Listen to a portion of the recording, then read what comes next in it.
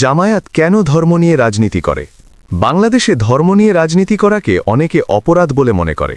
গণতান্ত্রিক ব্যবস্থায় একাধিক রাজনৈতিক দলের অস্তিত্ব স্বাভাবিক ও অপরিহার্য।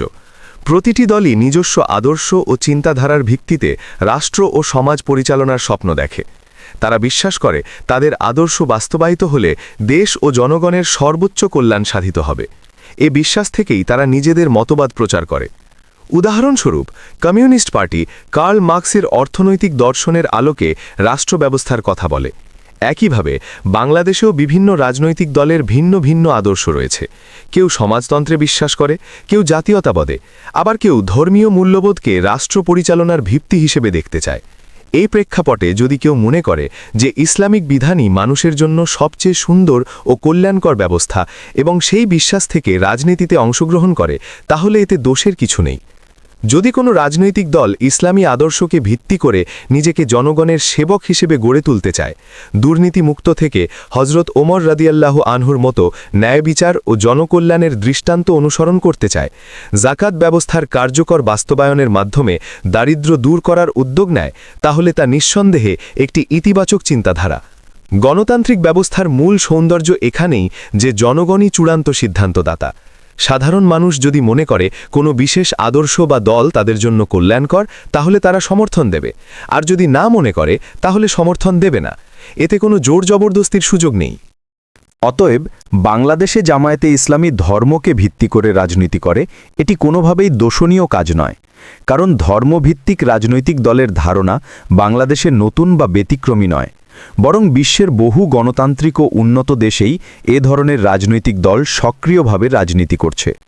উদাহরণস্বরূপ, জ্ঞান বিজ্ঞান, শিল্প সাহিত্য ও আধুনিক আবিষ্কারে অগ্রগামী দেশ জার্মানিতে বর্তমান ক্ষমতাসীন দলটির নাম ক্রিশ্চিয়ান ডেমোক্র্যাটিক ইউনিয়ন বা সিডিইউ, যার রাজনৈতিক দর্শনের মূল ভিত্তি খ্রিস্টীয় গণতন্ত্র।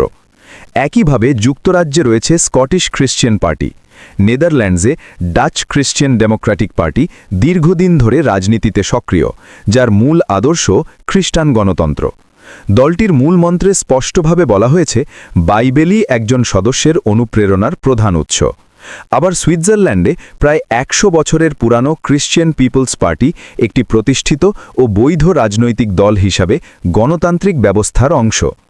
যখন বিশ্বের বিভিন্ন দেশে ধর্মভিত্তিক রাজনৈতিক দল গণতন্ত্রের কাঠামোর ভেতরে থেকেই রাজনীতি করতে পারে, তখন বাংলাদেশেও তেমন দলের অস্তিত্ব অস্বাভাবিক বা অগ্রহণযোগ্য হওয়ার কোনো কারণ নেই।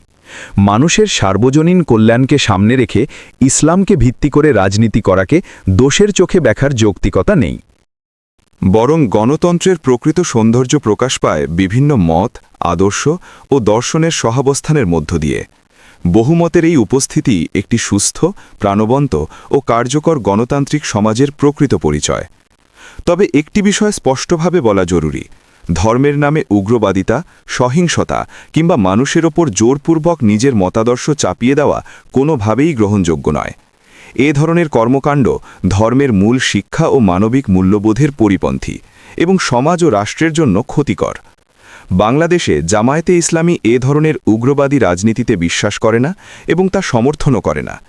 দলটি বরাবরই গণতান্ত্রিক পদ্ধতিতে শান্তিপূর্ণ ও সাংবিধানিক কাঠামোর ভেতরে থেকে রাজনৈতিক কর্মকাণ্ড পরিচালনার কথা বলে। তাদের বক্তব্য ও অবস্থান অনুযায়ী মানুষের মত ও বিশ্বাসের স্বাধীনতাকে সম্মান করা এবং জনসমর্থনের মাধ্যমেই রাজনৈতিক আদর্শ বাস্তবায়ন করাই একমাত্র গ্রহণযোগ্য পথ। অতএব ধর্মকে নৈতিক প্রেরণা হিসেবে গ্রহণ করা আর ধর্মের নামে জোর জবরদস্তি বা উগ্রতা ছড়ানো, এই দুটির মধ্যে স্পষ্ট পার্থক্য রয়েছে। গণতন্ত্রে কোনো দলই শক্তি বা চাপ প্রয়োগের মাধ্যমে নয়, বরং যুক্তি, আদর্শ ও জনগণের আস্থার মাধ্যমেই এগিয়ে যেতে পারে। এটাই একটি সুস্থ ও দায়িত্বশীল রাজনৈতিক চর্চার পরিচয়।